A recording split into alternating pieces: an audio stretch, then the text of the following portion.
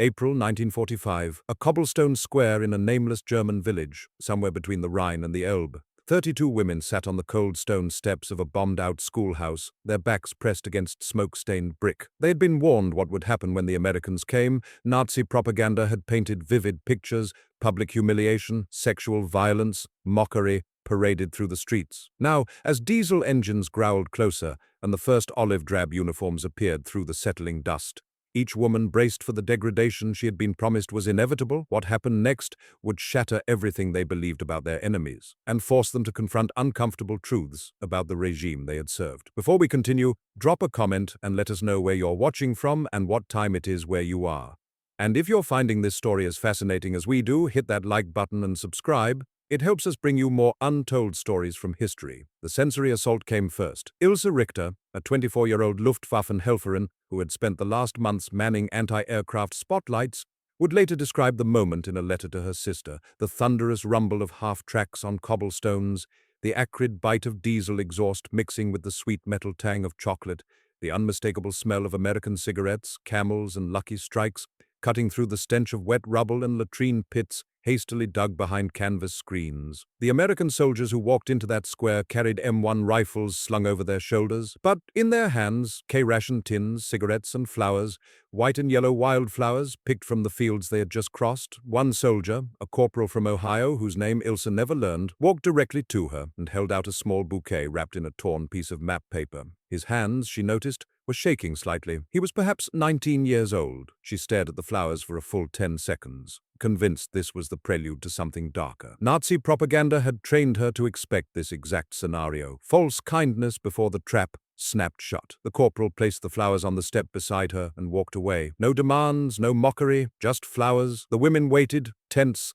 silent, watching for the betrayal they had been promised would come. The trap that must be there, hidden just beneath these incomprehensible gestures of gentleness. It was the children who broke first. 3 small girls, aged perhaps 5 to 8, had been traveling with their mothers when the column was intercepted. An American sergeant, later identified in Signal Corps photographs as Staff Sergeant Raymond Kowalski from Detroit, knelt in the mud and pulled chocolate bars from his pack. Not 1 bar, not 2, 8 full Hershey's bars, still in their brown wrappers, the rich cocoa smell so intense after years of ersatz. Everything that one child began to cry. The sergeant's hands, Ilse noted, bore dirt under the nails and a wedding ring. He had a daughter's photograph visible in his helmet band. He handed the chocolate to the children without ceremony, without expectation, and walked back to his squad. The women had been taught that Americans were brutal mongrels, soft, weak, divided by race and greed. The evidence assembling before them told a different story. Within the first hour, American medics, identifiable by their Red Cross armbands and the iodine smell that preceded them,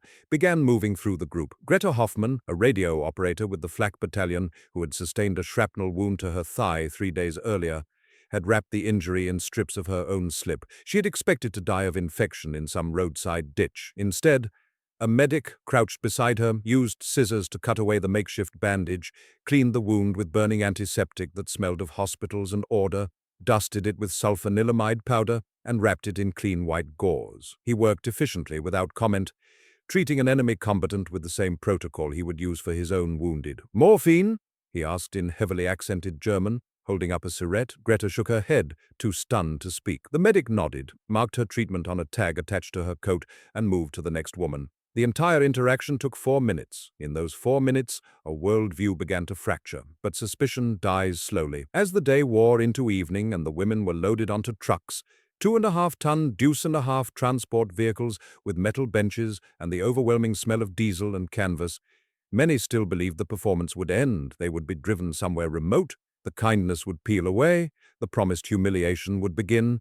The trucks delivered them to a repurposed village hall where wooden floors still bore chalk dust from when this had been a classroom.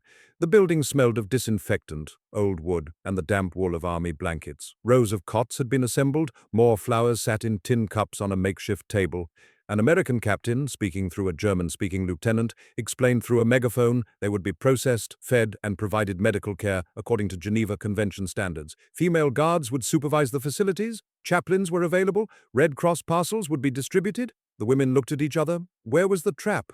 Dinner arrived in mess tins, canned meat that smelled intensely of preservatives and salt, hard biscuits, coffee that was actual coffee, not ground acorns or chicory, and condensed milk so sweet it hurt teeth that hadn't tasted sugar in months. The portions exceeded what most had eaten in a single sitting for over a year. Ilse Richter, sitting on her cot that first night, holding the now wilted flowers the Ohio corporal had given her, wrote in the diary she would keep for the next 47 days. We waited for the mockery, we waited for the violence, we waited for confirmation of everything we had been told. The waiting was worse than anything they could have done to us, because as the hours passed and the kindness continued, we began to realize something far more terrible than abuse. We had been lied to about everything. The flowers were real, the food was real, the medicine was real. Morning arrived with the smell of fresh coffee, not the burned grain substitute they had choked down for years, but actual coffee brewed in American percolators that gurgled and steamed in the makeshift mess area. The psychological warfare had begun, though not in the way anyone expected. Breakfast on day 2 consisted of powdered eggs reconstituted with whole milk, canned bacon that left grease shining on tin plates, and white bread so soft it seemed impossible after years of sawdust-mixed loaves. Helga Schneider, a 31-year-old telephone operator who had coordinated anti-aircraft batteries around Munich, found herself unable to eat more than 3 bites. Her stomach, shrunken by months of near-starvation rations, cramped violently. She vomited behind the schoolhouse, ashamed, and returned to find an American medic waiting with a canteen of water and saltine crackers. "Langsam," he said in broken German, slowly. "Small bites. Your body needs time." He stayed with her for 20 minutes, ensuring she could keep the crackers down, then handed her a paper packet of chewing gum, Wrigley's spearmint, and walked away without another word. Helga would keep that empty gum wrapper for the next 38 years. The processing began in earnest after breakfast. Women were called one by one into a classroom where the blackboard still bore chalk remnants of a child's arithmetic lesson. 8 plus 7 equals. The equation remained unsolved, abandoned when the front arrived. American intelligence officers sat behind a teacher's desk, flanked by interpreters and stenographers whose typewriters clacked steadily, recording names, units, dates of service, and home addresses. Margaret Bauer, captured wearing the grey-blue uniform of a flak auxiliary, sat across from a Lieutenant Morrison who spoke fluent German with a Berlin accent. He explained that under the Geneva Convention, she was required to provide only name, rank, and serial number. Everything else was voluntary. She stared at him. In 3 years of service, no German officer had ever mentioned her rights. "You don't have to tell us anything," Morrison repeated, sliding a form across the desk. "But if you cooperate, we can help locate your family faster after repatriation." The word hung in the air like smoke. Repatriation. They intended to send her home. Margaret told them everything, not because she felt coerced, but because for the first time in years, someone had asked her permission before taking information from her life. But the deep mistrust persisted. That afternoon, when American soldiers brought in crates of Red Cross parcels, each box containing soap, toothpaste, sanitary supplies, chocolate, cigarettes, and condensed milk, many women refused to take them. The boxes sat untouched in the center of the hall, while the captives whispered among themselves, debating what price would be demanded for these gifts. Anna Vogel, a baker's daughter from Stuttgart who had spent 6 months operating searchlights during night raids, finally stood and approached a box. Her hands trembled as she lifted the cardboard lid. Inside, exactly what had been promised. Nothing more, nothing hidden. She removed a bar of ivory soap, unwrapped it, and pressed it to her face. The clean, alkaline smell after months of washing with cold water and sand overwhelmed her. She began to sob.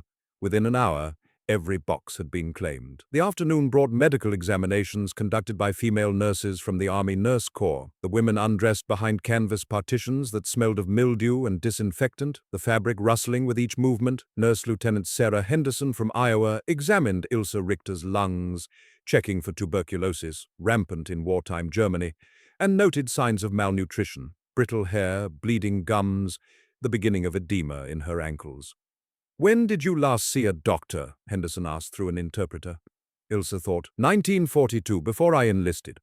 3 years without medical care. Henderson's pen paused above the chart, then continued writing. She prescribed vitamin supplements, additional protein rations, and rest. She explained each decision as she made it, treating Ilse not as an enemy combatant, but as a patient deserving explanation and dignity. That night, lying on her cot, while rain drummed against the roof tiles, Ilse realized the Americans had never asked about military intelligence. No interrogation about unit movements, weapons capabilities, or command structures. They had processed her like a human being requiring care, not an asset to be exploited. The contradiction was maddening. Day 3 brought the children back into focus. The young girls who had received chocolate now played in a courtyard behind the building, their laughter echoing off stone walls. American soldiers off duty sat on the ground and played simple games with them. Tic-tac-toe scratched in the dirt, card tricks, attempts at communication through pantomime that dissolved into giggles. Private First Class James Chen, whose parents had immigrated from China to California and who now found himself occupying Germany, showed one girl how to fold a paper crane. His movements were precise, methodical, transforming a page from an army field manual into something delicate and beautiful. The girl watched with absolute concentration, then tried it herself. Her small fingers struggling with the creases, Chen helped her without taking over, guiding rather than commanding. When she completed the crane, crooked, imperfect, but hers, she held it up and smiled for the first time since capture. Watching from a window, Greta Hoffman felt something crack inside her chest. She had been taught that Americans were racially inferior, that their diversity made them weak, that a nation of mixed peoples could never achieve unity or strength. Yet here was a Chinese-American soldier teaching a German child origami with infinite patience, while his white sergeant sat nearby mending a doll's dress with needle and thread borrowed from the women's supplies. The propaganda had prepared them for brutality. It had never prepared them for this. By evening of the third day, the psychological transformation had begun in earnest. Women gathered in small groups, speaking in low voices, comparing experiences. Each story added another crack to the edifice of Nazi ideology. The medic who had sat with Helga, the lieutenant who had explained her rights, the nurse who had treated them with professional courtesy, the soldiers who played with children without expecting anything in return. They treat us better than our own officers did, someone whispered. The statement hung in the air, dangerous and true. Ilse Richter wrote in her diary that night, "We were told they would humiliate us. Instead, they feed us. We were told they would abuse us. Instead, they heal us. We were told they were weak and divided. Instead, they are organized and united. Every kindness is a weapon more powerful than any bomb. They are destroying everything we believed without firing a single shot." But the deepest revelation was still to come, because on day 4, the women would be given something they hadn't experienced in years, a choice about their own futures. Day 4 began with an announcement that changed everything. At 0800 hours, on the morning of April 28, 1945, Captain William Hartley stood before the assembled women with a clipboard and an interpreter. What he said next violated every expectation these women had carried about captivity. Those with families in nearby towns would be allowed to send letters home under supervision. Those without active warrants or suspected war crimes involvement would be released within 2 weeks to local German civil authorities. They were being asked where they wanted to go. Silence blanketed the hall. Outside, sparrows chirped in the eaves of the damaged roof. Somewhere distant, a truck engine idled. The smell of breakfast coffee drifted through the doorway, that impossible American abundance of real coffee, still astonishing on its 4th morning. Ilse Richter raised her hand, hesitant, expecting to be ignored or punished for the audacity of speaking. Captain Hartley nodded to her. "You're asking us what we want?" Her voice cracked on the last word. "Yes, under the Geneva Convention and occupation policy, non-combatant auxiliaries are to be processed and repatriated as expeditiously as possible. We're asking where you want to be sent." The interpreter repeated the words. They landed like stones in still water, ripples of comprehension spreading through the group. For 3 years, these women had been told where to stand, what to do, when to speak. Orders were absolute. Questioning was treason. The concept of being consulted about their own futures felt like a linguistic trick, words that couldn't possibly mean what they seemed to mean. But Captain Hartley waited, patient, while the translator moved through the crowd taking names and destinations. The administrative precision, forms in triplicate, carbon paper smudging fingers, the typewriter's mechanical rhythm, was itself a form of dignity. They were being documented, not erased, counted, not discarded. Greta Hoffman, whose infected wound had fully healed under American medical care, asked to return to Berlin. The lieutenant taking her information looked up from his form. "Berlin is in the Soviet sector, ma'am. We can get you to the demarcation line, but we can't guarantee safe passage beyond that. Do you have family there?" "My mother, my 2 sisters." The lieutenant made a note. "We'll do what we can. If Soviet authorities prevent entry, you'll be directed to refugee processing in the western zones. Is that acceptable?" Acceptable, another impossible word. Since when did the defeated negotiate terms? The morning's revelations continued during a gathering in the courtyard where Chaplain Theodore Murphy, a Catholic priest from Boston serving with the 82nd Airborne, offered religious services. He had set up a makeshift altar on a wooden crate. a simple cross fashioned from 2 strips of wood bound with wire. Catholic, Protestant, and even Jewish prisoners, though few admitted that last designation openly, were welcome to attend or abstain as they chose. Murphy's sermon, delivered in English and translated sentence by sentence, focused on forgiveness and rebuilding. He never mentioned German guilt, he never condemned. He spoke of shared humanity, of the possibility of redemption, of the work ahead to create a better world from the ruins of the old. Afterward, he distributed prayer cards printed in German. Small, cheaply made, they smelled of fresh ink and paper pulp. On the back, someone had written in careful script, "To those who suffer from those who serve."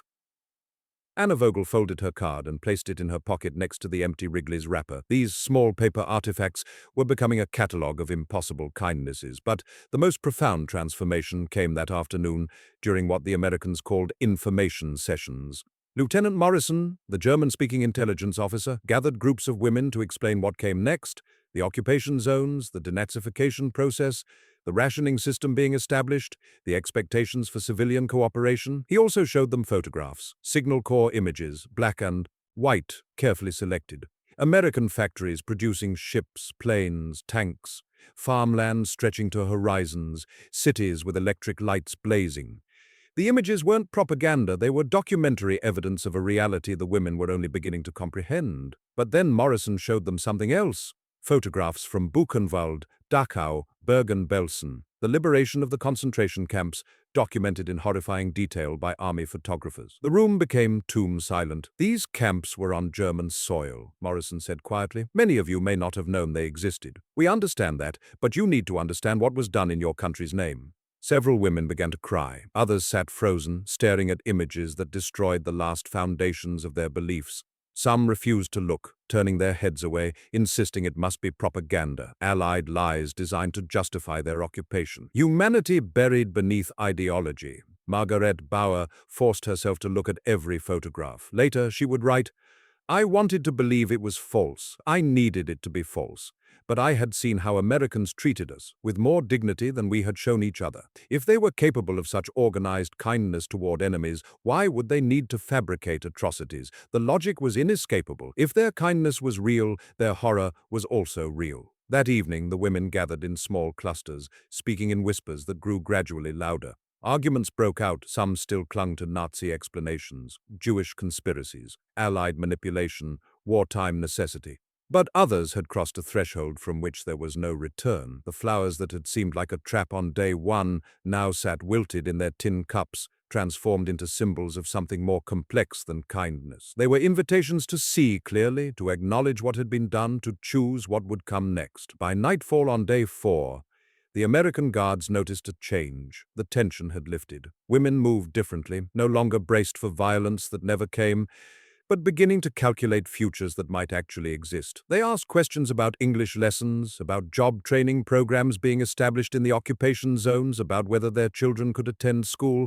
They were thinking past survival toward something that resembled life. Ilse Richter wrote in her diary, "Today I realized the cruelest thing they could have done to us. Show us we were wrong about everything. Every meal, every bandage, every small kindness is proof that we served monsters while calling ourselves patriots. They feed us, heal us, treat us with dignity, and in doing so, they force us to see what we refused to see before. This is mercy. But it is also judgment." The transformation was nearly complete. But one question remained unanswered, one that would determine whether this change lasted beyond the immediate crisis of survival. What would these women do with the truth they could no longer deny? May 7th, 1945, and the war in Europe was over. In the village hall that had served as processing center, temporary home, and unlikely classroom, 32 women packed their few belongings into canvas bags provided by the American Red Cross. Each bag contained more than they had arrived with: clean clothes, toiletries, medical supplies, ration cards for the journey home, and addresses of occupation offices where they could seek assistance. The final transformation had already occurred,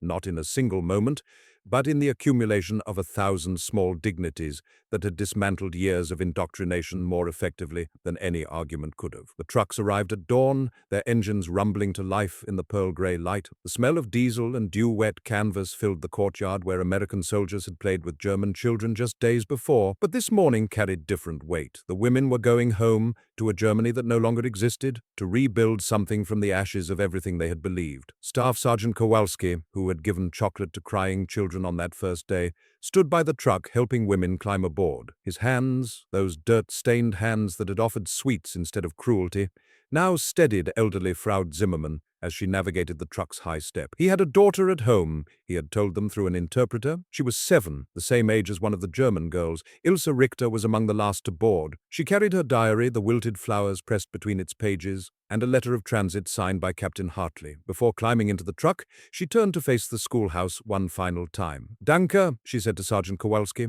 "Thank you," he nodded, understanding transcending the language barrier. "Good luck, ma'am. Viel Glück."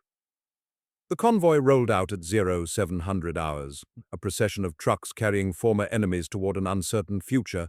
The journey took them through villages still smoldering from recent battle, past Sherman tanks parked in fields, past German civilians emerging from cellars to assess the damage and begin the incomprehensible work of rebuilding. At Checkpoint Bravo, the demarcation line between American and Soviet zones, the women destined for Berlin said their goodbyes. Greta Hoffmann embraced Anna Vogel, two strangers who had become sisters through shared transformation. They exchanged addresses written on scraps of paper, promises to write, hopes to meet again in a Germany that might someday be whole. Soviet soldiers manned the checkpoint on the eastern side. Their uniforms were different, their demeanor harder, their eyes more suspicious. The contrast was immediate and instructive. As Greta crossed into the Soviet sector, she looked back once at the American zone, at the soldiers who had fed her, healed her, treated her with dignity she hadn't earned. She understood now what she was leaving behind. The others continued west, through the Ruhr Valley where factories stood silent and broken, through cities reduced to skeletal remains of their former selves. Cologne's cathedral rose from ruins like a miracle of survival. Frankfurt was a landscape of rubble where streets could barely be distinguished from collapsed buildings. Everywhere the evidence of total defeat stretched to every horizon. But in the American-occupied zones, something else was also visible. Organization beginning to emerge from chaos, military police directing traffic, supply depots distributing food, engineers clearing rubble. The same systematic efficiency that had processed the women as prisoners was now being applied to rebuilding an entire nation. Truth spoken in logistics and rations. Ilse Richter arrived in Munich on May 12th to find her family's apartment building partially standing, the western wall sheared away by bombs, rooms exposed like a dollhouse. Her mother and younger sister had survived in the cellar. They emerged, blinking into daylight, thin as ghosts, barely recognizing her. That night, sharing half a Red Cross ration tin and speaking by candlelight, Ilse told them everything. Not about military operations or strategic intelligence, but about flowers from an Ohio corporal, about medics who treated enemies with morphine and clean bandages, about soldiers who played with children and expected nothing in return, about a nation so powerful it could afford to be kind. Her mother listened in silence. When Ilse finished, the older woman spoke. "We were told they would destroy us. Instead, they show us how to rebuild." It was the exact moment propaganda died and reality took root. In the months and years that followed, the women who had experienced American captivity became inadvertent ambassadors of a different possibility. They volunteered at occupation offices, translating, facilitating, bridging the gap between conqueror and conquered. They spoke at town meetings about what they had witnessed. They taught their children that strength could be gentle, that power didn't require cruelty, that enemies could become allies if treated with basic human dignity. Margaret Bauer, the flak auxiliary, who had been asked about her rights for the first time in her life, became a teacher in the new Germany. She taught civics and democracy to students who had been raised under totalitarianism, using her own transformation as a case study.